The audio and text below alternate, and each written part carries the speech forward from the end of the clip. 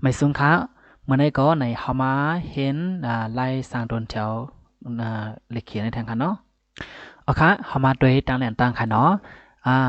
ตั้งในไหนในที่เป็น subject มันค่ะเนาะ subject มัน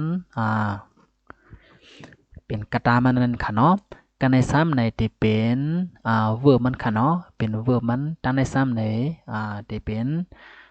complete มันค่ะเนาะโอเคในลาดไผ่ไล่ล็อกไล่กลัมมะมันค่ะเนาะ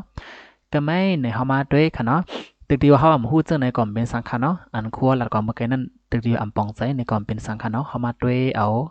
ล็อกไล่กว่าไล่มามันจะหนังความใจเฮาก็เฮาได้ปองใจกันเลยอยู่ค่ะเนาะเฮามาด้วยดูในค่ะเนาะดูในหัวในจังได๋ค่ะอันในรู้เห็นเขาฮู้กันกูก็ค่ะเนาะหัวในปองว่าเกาชื่อในปองว่ากินค่ะเนาะหัวชื่อในก็ปองว่าเกากิน ก็ไม่เขาขึ้นมาด้วยใส่ที่ในขนอฟันในขนอฟันปังว่าสังค่ะพินินมันก็เตรียมมันขนอฟันปังว่าสังปังว่าเข่าจังเลยค่ะเพราะซึ่งนั้นเกากินเข่าในเขาดีเตรียมจึงขนอ我吃饭ในดีว่าจะได้ขนอเกากินเข่ามันก็จอมมันก็จอมหลีกเต้าไปขนอมันก็จอมหลีกเต้ามันก็จอมโดนแถวเต้าไปขนอก็ไม่เข้ามาด้วยกันในทางขนอ อ่าถ้าในจังไดค่ะถ้าในปองว่าเป็นกวนใจค่ะเนาะสองตัวในเหมือนกันค่ะเนาะถ้าปองว่าเป็นกวนใจถ้ามันใจค่ะเนาะชื่อกินมันใจกินสังหลาไหนกินข้าวค่ะเนาะมันใจกินข้าวไหนทีว่าถ้าชื่อฟันในค่ะเนาะมันใจกินข้าวในค่ะเนาะโอเคก็ไม่เอามาด้วยดีในค่ะเนาะในก็เป็นท่านังเอาค่ะเนาะในซ้ำเป็นแต่อ่าเป็นนางยิงค่ะเนาะ ถ้ามันนางชื่อกินสังฆาฟันในคะเนาะมันนางกินข้าวในก็ถ้าชื่อฟันมันนางกินข้าวในคะเนาะฟันเป็นข้าวคะเนาะ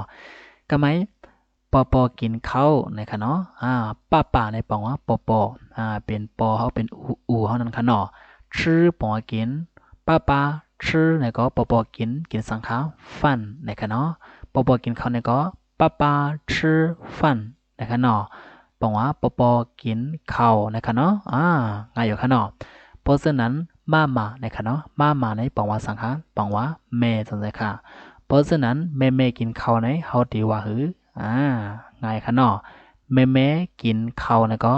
มาชื่อฟันนะคะเนาะแม่กินข้าวเพราะฉะนั้นอ่า แม่เขาที่กินข้าวในก็วัวมาในขณะหลูเอาตั้งหรือวัวในมาใส่จอมไว้ขณะวัวปงเขามาในก็แม่ก็ในก็วัวมาในขณะแม่เขากินข้าวในก็วัวมาชื่อฟันจะในขณะแม่เขาที่กินข้าวในขณะอ๋อค่ะอำหยาบสังขณะก็ไม่เข้ามาด้วยดันในขณะเข้ามาด้วยดีในเมียนปังว่าสังขะฟันในได้หูจักกันกว่าเยอะขณะเมียนปังว่าสังปังว่าข้าวซอยขณะอ่า แม่ไหนบอกว่าเขาวซอยโพสนั้นเขากินข้าวซอยไหนจะเขาเดี๋ยวเลยให้ถือสร้างค่ะเนาะหรือเห็นเขาค่ะเนาะเขามาดูดีนะค่ะเนาะวัวผมว่าเขาชื่อกินเมี่ยนผมว่าเขาวซอยค่ะเนาะเมี่ยนแถวค่ะเนาะนั่นเป็นดูอ่าดูดีมันค่ะเนาะเมี่ยนไหนก็บอกว่าเขาวซอยกันค่ะเนาะเมี่ยนแถวเมี่ยนเหมือนกันค่ะเนาะวัวชื่อเมี่ยนมันก็วัวชื่อเมี่ยนแถวเนี่ยค่ะเนาะเขากินข้าวซอยเนี่ยค่ะเนาะเพราะฉะนั้นมันใจกินข้าวซอยไหนเดี๋ยวเราเฮ็ดซื้อว่าค่ะเนาะถ้าชื่อเมี่ยนไหนค่ะเนาะมันใจกินข้าวซอยค่ะเนาะมันนั่งกินข้าวซอยถ้าชื่อเมี่ยน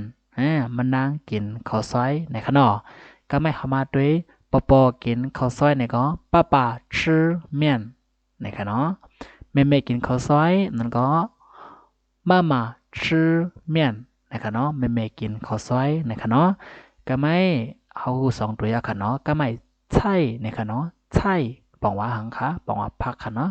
พักยืนนั่งเขียวว่าโอเคทำแดงพักเรากินกูมือกูวันท้องว่าใช่เนี่ยค่ะเนาะ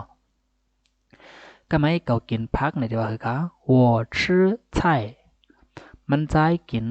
พักในก็他吃菜มันนั่งกินพักในก็他吃菜 ปอ